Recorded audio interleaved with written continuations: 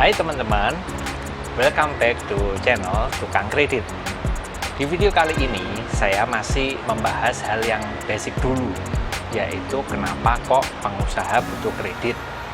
Ada beberapa penyebab, dari yang sifatnya paling umum sampai yang amit-amit jangan sampai terjadi ke kita semua. Tapi sebelum kita bahas, jangan lupa untuk subscribe channel Tukang Kredit dan nyalakan loncengnya ya.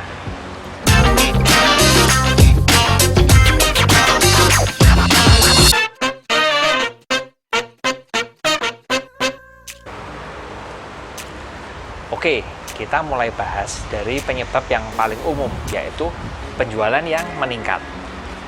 Penjualan yang meningkat pasti menyebabkan peningkatan biaya juga. Ya dong, namanya yang dijual lebih banyak, pasti biayanya juga lebih banyak. Peningkatan biaya ini bisa didanai oleh modal sendiri, hutang tidak berbunga, yaitu hutang dagang atau uang muka penjualan, hutang berbunga seperti kredit dan obligasi, serta hutang lain-lain, misalnya hutang pemegang saham. Dari keempat sumber pendanaan ini, modal sendiri dan hutang pemegang saham bersumber dari dana owner pribadi, pemilik pribadi, yang ketersediaannya belum tentu ada pada saat dibutuhkan.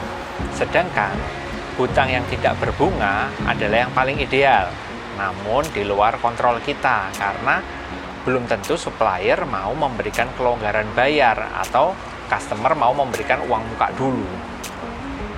Pilihan terakhir adalah hutang berbunga dalam bentuk kredit atau obligasi. Obligasi punya kelemahan, yaitu pasti prosesnya lebih lama, harus dipersiapkan baik-baik, dan lebih cocok untuk perusahaan yang besar, yang level corporate gitu. Sedangkan kredit bank lebih cepat prosesnya dan lebih fleksibel dalam hal penggunaan. Kredit bank yang digunakan untuk membiayai kebutuhan ini adalah jenis kreditnya modal kerja. Penyebab kenapa pengusaha butuh kredit yang kedua adalah perubahan cash conversion cycle. Cash conversion cycle ini adalah siklus perputaran dalam bisnis kita sehari-hari, yaitu dimulai dari cash yang kita belikan persediaan barang, kemudian barang tersebut kita proses dulu jika jenis usaha kita manufaktur, atau kita jual langsung jika usaha kita modelnya dagang seperti biasa. Setelah barang dijual, kita bisa dapat cash. Namun pada umumnya kita memberikan piutang dagang kepada customer, sehingga cash tersebut baru bisa kita dapat setelah beberapa minggu atau bahkan beberapa bulan. Saya beri ilustrasinya ya. Misalkan kita memiliki kebijakan untuk menyimpan stok barang atau inventory days on hand dalam 90 hari dan memberikan kelonggaran bayar atau piutang dagang yang istilahnya account receivable days on hand selama 30 hari. Maka total cash conversion cycle kita adalah 120 hari. Asumsikan saja kita diberikan kelonggaran bayar atau hutang dagang oleh supplier kita yang istilahnya account payable days on hand selama 45 hari. Maka kebutuhan modal kita untuk muter atau working capital need-nya adalah selama 75 hari. Jika ada perubahan dalam cycle ini, misalnya piutang kita molor jadi 60 hari atau supplier mintanya dibayar cash pada saat itu juga nggak mau ngasih utang mundur, maka kebutuhan modal kerja kita juga bertambah. Disinilah fungsinya kredit, khususnya kredit modal kerja, yaitu untuk mengatasi selisih kebutuhan modal kerja yang tidak tercover. Oh iya, kredit modal kerja ini beban bunganya proporsional. Kalau dipakai cuma separuh, maka bayar bunganya juga separuh.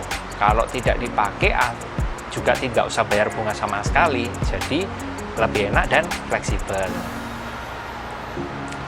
Penyebab kebutuhan akan kredit yang ketiga adalah CAPEX. CAPEX adalah singkatan dari Capital Expenditure atau belanja modal, yang artinya biaya yang dikeluarkan untuk membeli aset tetap atau aset jangka panjang seperti pabrik, kantor, mesin, dan lain-lain. Karena nilainya yang relatif besar, maka CAPEX ini harus direncanakan secara matang dari tujuannya hingga sumber pendanaannya.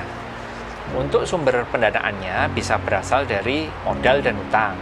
Bagi pengusaha yang levelnya masih UKM, tentu saja kredit bank menjadi pilihan yang menarik agar cash flow tidak terganggu.